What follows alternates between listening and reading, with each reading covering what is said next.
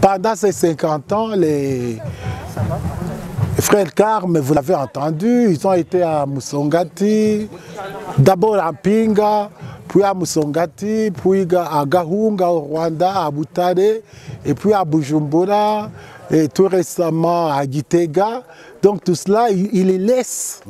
Il laisse des œuvres, des réalisations.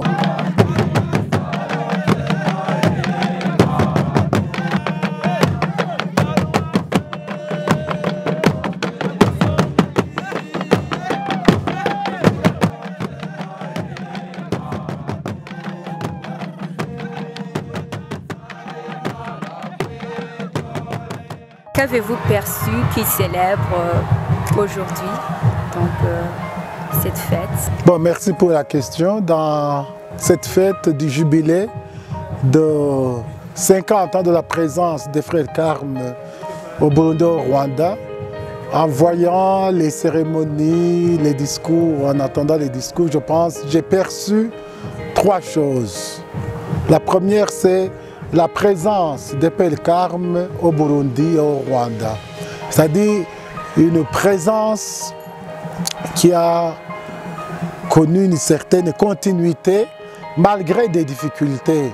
Parce que vous le savez, ils ont dû partir à un certain moment du Burundi à cause des difficultés du moment et les portes leur étaient ouvertes au Rwanda.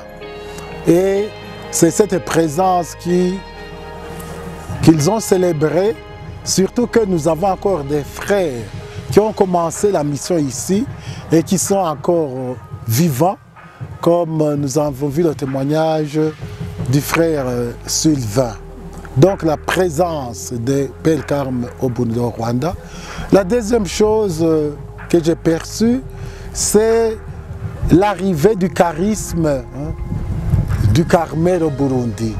C'était très sensible dans les discours, le fait que le Carmel, avec toute sa richesse spirituelle, l'expérience de Saint Jean de la Croix, de Thérèse d'Avila, de Thérèse d'Enfant Jésus, c'est tout ça que les pères Carme nous ont amenés ici et on perçoit à travers leur présence, par exemple, à Gitega, où il y a une maison de retraite, il y a une ambiance, j'allais dire, carmélitaine, que les pères Carme et son frère sont contents de voir que leur charisme est arrivé ici au Burundi et progresse de plus en plus.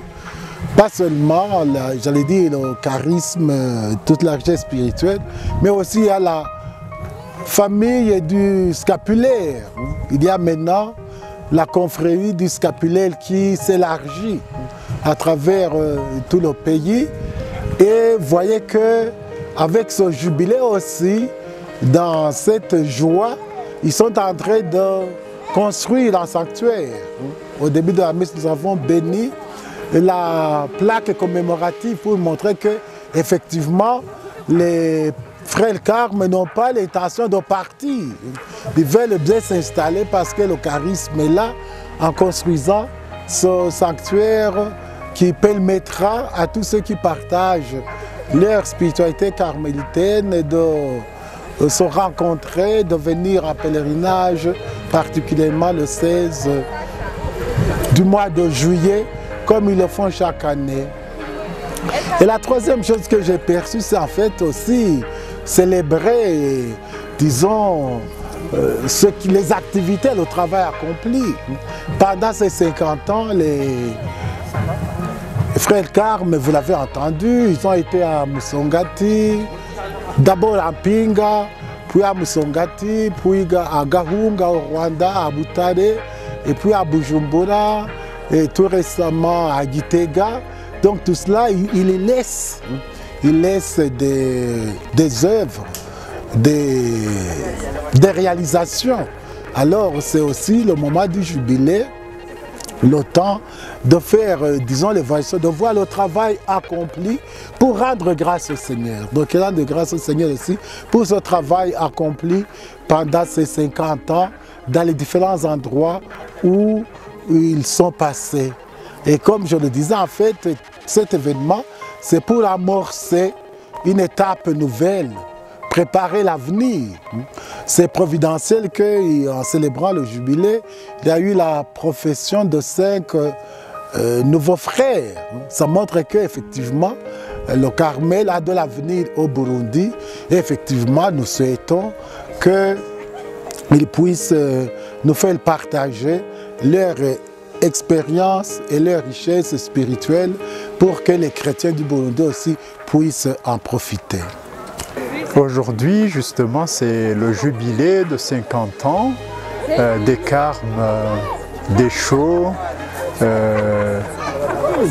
d'ici au Burundi et au Rwanda. Et nous avons été invités à ce grand événement de leur présence ici au Burundi depuis 1971. Et alors, nous sommes contents de nous réjouir avec eux, car leur présence est une grande contribution dans l'évangélisation du Burundi et du Rwanda. Merci. Pendant les 50 ans de présence, quelles sont les réussites atteintes, les belles choses qui se sont réalisées? À l'occasion de ces 50 ans, on pourrait parcourir un peu toute l'histoire et voir pas seulement les difficultés mais les réussites. Mais ce qui me vient à l'esprit aujourd'hui, en voyant tous ces amis, tous les membres de la famille carmélitaine, je dirais la création de la famille carmélitaine. Pas seulement que les frères commencent à rejoindre le Carmel, pas seulement que les sœurs entrent au couvent, pas seulement que les congrégations agrégées au Carmel voient beaucoup de vocations, mais aussi qu'il y a des laïcs qui commencent à s'identifier au Carmel. Entre autres amis de Carmel, beaucoup de membres de fraternité, de scapulaires, les leaders, les jeunes, tout ça, ça créait une large famille avec des valeurs du Carmel. Et je dirais que c'est ça une réussite de notre mission, que nous ne sommes plus seuls comme le Père, que nous sommes entourés comme par les sœurs, par les laïcs, nous créons toute une communauté, une famille large. Et c'est ça qui me réjouit. Nous voyons ici beaucoup d'amis, parmi autres sont aussi les fidèles à qui que nous servons.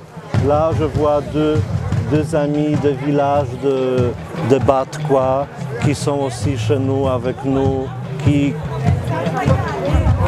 pas seulement profitent, qui partagent avec nous le cheminement. Donc je dirais ça, la famille carmélitaine est créée et ça c'est une grande réussite que nous rendons grâce à Dieu pour ce don.